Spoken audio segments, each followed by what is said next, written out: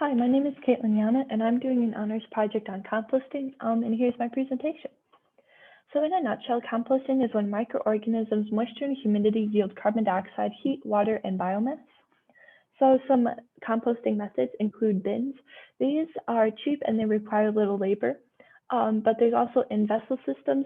These are not as cheap, and they don't produce as much compost, but they are good for a lab setting because they are very uniform. So some materials that you can compost include fruits and vegetables. And so you'll want your carbon to nitrogen ratio of your fruits and your vegetables and other ingredients to be around 30:1. You can get nitrogen from green and moist materials and carbon from brown and dry materials generally. Too much nitrogen can cause ammonia gas, so a big smell. But not enough nitrogen will cause the digestion of the compost to be slower. Um, so the smaller the particles, the greater the surface area, so the faster the rate of the digestion will occur.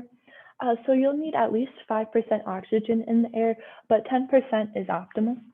The pH at the beginning is going to be very low because the microorganisms are going to release organic acids as they digest the compost. But a drop in pH to around 7 means that the microorganisms are done digesting, and so that you can take your compost and let it mature and then use it. So you'll want your moisture content to be around 60% for the microorganisms. And moisture is the amount of water that's in the liquid form. And so you'll want your temperature to be, at the beginning, to be around 50 to 113 degrees. And then it's going to increase up to 158 degrees for the thermophilic bacteria to take over. And this is really when your compost will begin to digest. And it may be and compost may reach up to 200 degrees Fahrenheit.